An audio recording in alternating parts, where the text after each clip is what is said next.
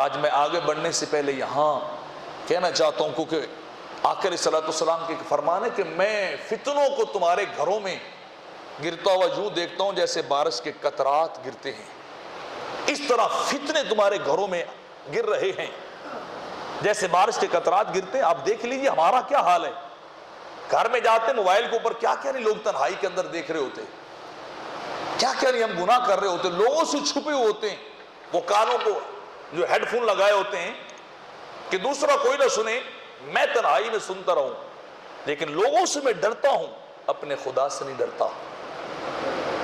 لوگوں سے میں شرماتا ہوں، اپنے خدا سے نہیں شرماتا۔ تو جب میرا ظاہر اور میرا باطن ایک جیسا نہیں ہے تو اس کا نتیجہ کیا ہے؟ جنت کے دروازے پہ لے جا کے جہنم پھینکے جائیں گے، اللہ کے قریب کر کے انہیں پھر دوری کی طرف دھکیل دیا جائے گا۔ لے جاؤ بدبختوں کو جو راتوں کو اور کچھ کرتے تھے، دن کو اور کچھ کرتے تھے، ان کا ظاہر اور باطن جو ہے وہ ایک جیسا نہیں تھا۔ اور رب کائنات فرمائے گا تم لوگوں کے سامنے بڑے بڑے اعمال کرتے تھے،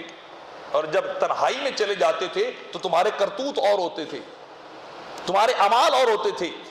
حقیقت میں تم جو ہے اپنے دلوں کو تم نے غفلت کے پردوں میں لپیٹا تھا، لوگوں کو دیکھتے تھے اور خدا کو نہیں دیکھتے تھے۔ تو تمہارا چونکہ تو نے خود ڈبل سٹینڈرڈ بنا رکھا تھا، دوہرا معیار قائم کر رکھا تھا، خدا کے لیے اور معیار، بندوں کے لیے اور معیار، لوگ کے سامنے تم اور ہوتے تھے، تنہائی میں تم اور ہوتے تھے، تو اس لیے فرمایا پھر ان کو جہنم کی طرف لے جاؤ۔ جنت کی طرف یہ جائیں گے نہیں،